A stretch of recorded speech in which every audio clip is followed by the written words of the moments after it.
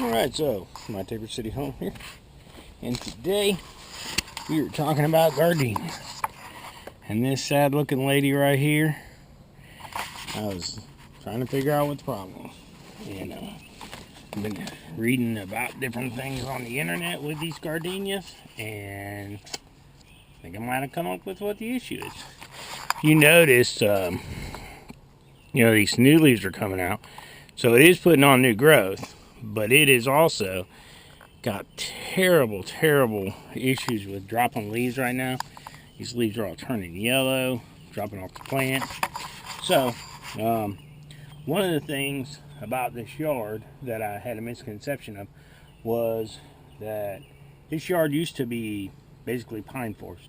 And most of the time when you have pine forest, you have really acidic soil. All those pine needles and everything else put the acid into the soil. So I was really under the impression that this yard was really acidic. We grow great azaleas, camellias, gardenias. I really thought, if we wanted to throw some blueberries in here, we could grow them really well there too, because of the acidity level of the soil. However, I bought this little device here, 3-way meter from Hold All. And I got it at Lowe's, fairly cheap. Measures light, moisture, and pH. So one of the things that gardenias don't like is have their feet wet. So put the meter in here. We look. Well, actually, this gardenia is in a really dry spot. The meter tells you it's dry. Okay, so let's look at the light. Well, it's got decent light. It doesn't have direct sunlight. It gets a little bit of direct sunlight in the evening time when the sun comes over the front of the house.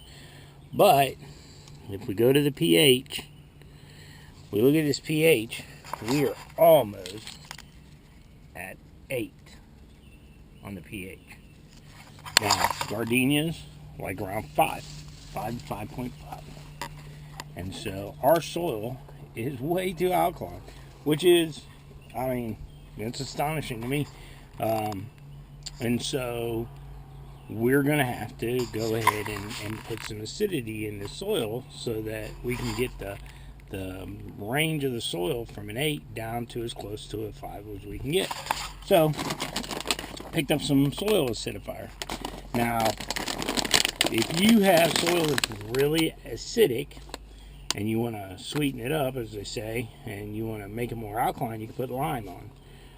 Most of the time, if you're going to make your soil less alkaline and more acidic, you have to put sulfur on. So if you look here, it is sulfur. This is what is in this product. So now, anybody who's never messed with sulfur knows that it does not smell great. Okay? So, it is just what it is, but we gotta get this sulfur down on here. So, we are going to set the camera on the box here. That's what ain't playing. So, what we want to do, good Lord, I'm just dropping you people all over. What we want to do is to get the sulfur at the drip. Now, what's the drip line of the tree? Well, if we put it down here at the base of the tree, that's going to be the wrong place, because pretty much, for the most part, the majority of the roots that are here at the base of the tree are rather large roots. They're not the roots that actually go into the soil and pull out the nutrients. Most of the time, the root system of a tree is about as large as what the tree grows to be. So, for us, we're going to put it on the outside of the tree. So we're going to spread sulfur around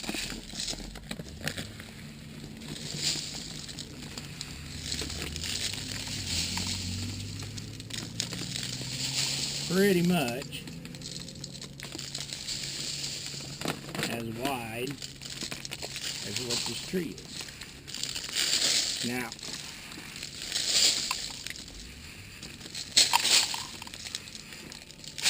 this being said, today is May the 9th. So we're going to see, we're going to give it a little bit, see how this gardenia reacts to having the sulfur placed around it. And maybe we'll give it like 2 weeks, get the sulfur watered in, come back, look at what the condition of the tree is, see if some of these leaves have green back up, and test the soil pH again to see what it is. All right, so we'll do that.